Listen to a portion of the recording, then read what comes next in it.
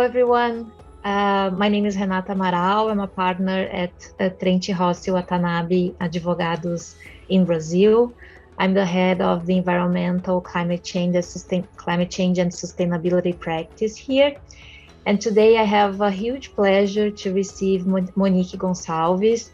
Monique is the Policy and Advocacy Manager at Shell in Brazil. Thank you so much, Monique, for being here with us today. Monique, the intention today is to explore with you a little bit more about the private sector at COP, talk a little bit about how the energy sector and specifically Shell will be present and what are the expectations regarding the participation of the private sector at COP27. We know that we are in the middle of a global energy crisis. Several commitments were made by the countries, and now we have to deal with security of supply that has to be balanced with the commitments and the targets that were established. So the first question that I would make to you is, what are the focus areas and the results that you are expecting from COP27 given this scenario? Okay. Renata, first of all, it's a pleasure to be here with you. Thank you so much for having me. It's such a very important topic, and it will be a pleasure to talk to you today. So, expectation and results. I think, first of all, it has already been announced by the Egyptian COP presidency that there will be a focus on a few topics like the emissions reduction. So, implementing the existing commitments, like you said, and raising ambition are some of the topics. Scaling up climate change adaptation efforts and potentially shaping a global goal on adaptation will also be a focus, and the required finance for that, of course. We also know that the Egyptian presidency, they recognize the need for the energy transition to be fair and equitable. We call that the just transition, right? And the importance of the energy access. And of course, this COP is happening, taking place in Africa. So we expect to have a strong focus, not only in Africa, but in the developing countries. So raising ambition on emissions reduction will remain certainly a focus to the United Nations, to NGOs, and some governments at COP27. Also, we need to bear in mind that unfortunately, it seems unlikely that any significant new national commitments on emissions reductions will be made at or before COP27, and this is for some reasons.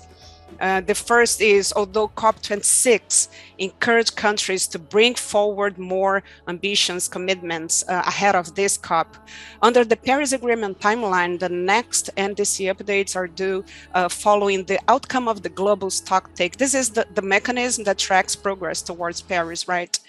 So this is due at COP28 next year. And the second reason is that due to the current energy crisis and, of course, the geopolitical dynamics. But there might be some exceptions, as we've seen recently. For instance, with Australia, they have announced an enhanced NDC, and mainly that could happen because of changes in government. And we've also seen some countries from the Middle East region also declaring some new commitments. Anyway, the focus should be on the implementation of the existing agreements and pledges that have been agreed, and taking actions, of course, on those. Another thing that we need to consider is that this COP, as you said, is taking place in a very challenging geopolitical context. For instance, while last year COP26 recognized the need to phase out the use of coal, due to the current geopolitical developments, we may see increased usage in the short term to meet the energy security demands. But there are good news also. We have seen also recently, for instance, a big push for renewables from the REPowerEU initiative. This was presented by the European Commission last May, and it aims to end the EU's dependence on the fossil fossil fuels from Russia, and also tackle climate crisis, of course. And I can also mention the Inflation Reduction Act from the United States, which also pushes for more renewables. Another important discussion that will be around in COP27 will be about the flow of finance from developed to developing countries. And this is related to both existing commitments on finance for climate mitigation, but also commitments for mitigation and adaptation, and the demands, this is important, largely for from developing countries for compensation for existing climate impacts, the so-called loss on damage. Unfortunately, as we've talked here, the economic challenges facing many countries nowadays, I'm talking about inflation, cost of living, limited growth, it all make the negotiations on climate financing challenging, of course, but absolutely essential to the COP discussions. There is another topic which is about nature and biodiversity that will continue to be a theme of discussions and announcements around COP27. We expect that. And bringing together nature and climate is essential. But there will be much focus on that, on nature, I mean, especially in the biodiversity COP, the COP15, which will take place shortly after COP27. That will be in Montreal, Canada in December. And last but not least, we also seek to have more clarification on the remaining details about the carbon trading, the famous Article 6 of the Paris Agreement, which would allow countries to progress international trade in carbon. And this is certainly a topic of interest to countries like ours, Brazil, where the potential for carbon credits generation and trading is huge. Yeah, so these are a few topics that will be certainly on the radar at COP27. Monique, fantastic how in a few minutes you gave us like the complete scenario and raised all the complexities that we are facing. Thank you so much. And I'd like to explore with you a little bit more about the private sector and the participation of the civil society. We know that in the past years, maybe several years, we saw many governments stepping back, but the civil society and the private sector are really going forward, regardless how the governments act in each of the countries.